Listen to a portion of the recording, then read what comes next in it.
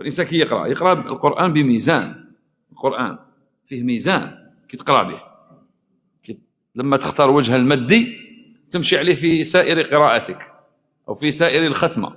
طالب مثلا يبدأ يقرأ مع الشيخ ختمة تاع الأداء تصحيح، في نفس الوقت يتعلم في أحكام التجويد، يلتزم بوجه معين لورش أو حفص أو قالون أو أي قارئ،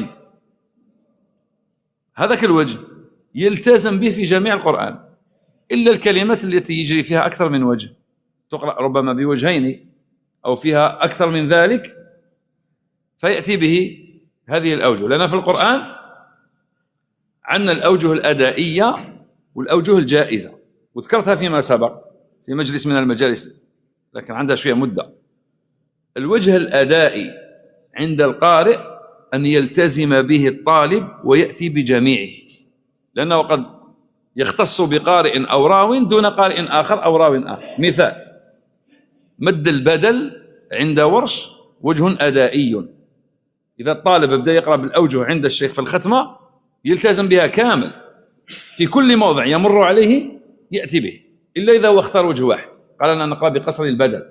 لكن إذا اتفق مع الشيخ قالوا يا الشيخ أنا نقرأ لك بجميع الأوجه، الختمة كاملة يلتزم بها وما يترتب عليها من قواعد وهي معروفة، مفهوم؟ هذه تسمى الأوجه الأدائية، أي أن كل راو يختص بوجه دون قارئ آخر. مد البدل اختص به غير ورش، مد اللين اختص به ورش، مفهوم؟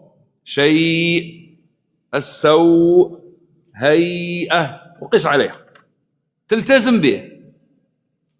أما الأوجه الجائزة فهي مخيرة أو أنت تختار منها وجها واحدا، مثل الوقف على المد العارض للسكون لما نجي نوقف على الكلمة القرآنية إن لم تكن مهموزة، مثل الوقف على فواتح الصور من سورة الفاتحة أو رؤوس أي سورة الفاتحة، الحمد لله رب العالمين، نقف عليها بحركتين مثلا القصر، هذا يدرج فيه جميع القراء دون استثناء. الرحمن الرحيم نفس الشيء إلا إذا دخلت عليها وجه الروم. ثم لك وجه التوسط فيها 4 حركات و6، تختار وجه وتمشي به. إذا كان الموقوف عليه مد بدل أو لين تأتي بالوجه الأدائي، فالوجه الأدائي هو اللي يختص به راو أو قارئ دون قارئ آخر.